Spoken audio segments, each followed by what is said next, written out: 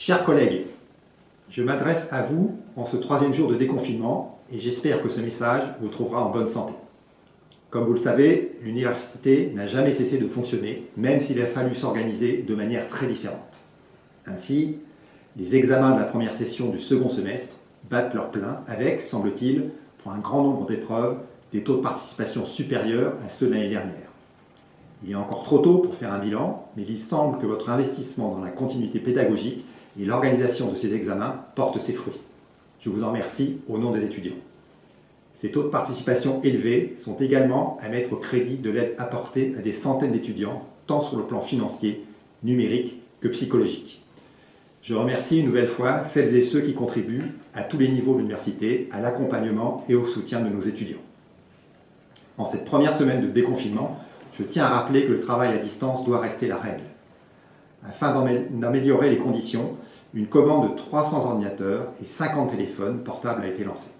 La médecine préventive peut aussi être sollicitée pour un accompagnement par un ergonome ou une psychologue.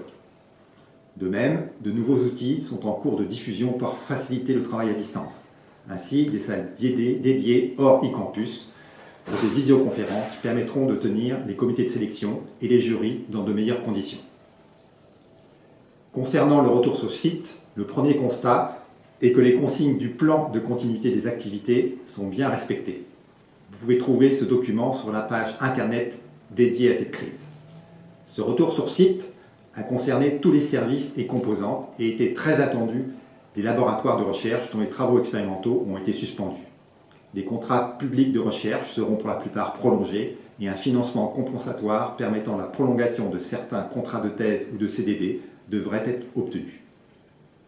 Des ventes de repas emportés seront assurées par le Crous dès lundi prochain au restaurant universitaire Le Bizet et probablement dès le 25 à la cafétéria La Parenthèse.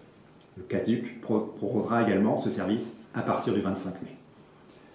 La semaine prochaine, nous enverrons un questionnaire afin de recueillir votre ressenti et vos suggestions après une semaine de levée progressive du confinement. Un autre questionnaire, élaboré par les vice-présidents étudiants, sera envoyé aux usagers et portera plus spécifiquement sur les examens. Les semaines qui viennent vont rester intenses, en particulier pour préparer la seconde session des examens et les concours, organiser la prochaine année universitaire et reprendre l'ensemble des activités de recherche.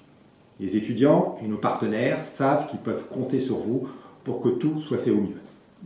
Ils ont déjà pu constater les qualités que notre communauté universitaire a manifestées lors de cette crise. Entraide et solidarité, adaptation, réactivité, gestion de l'incertitude, aptitude à distinguer l'essentiel de l'accessoire. Tout en restant vigilant pour préserver notre santé et celle de nos proches, j'espère avoir, un jour pas trop lointain, le plaisir de vous croiser physiquement, même à distance. À bientôt.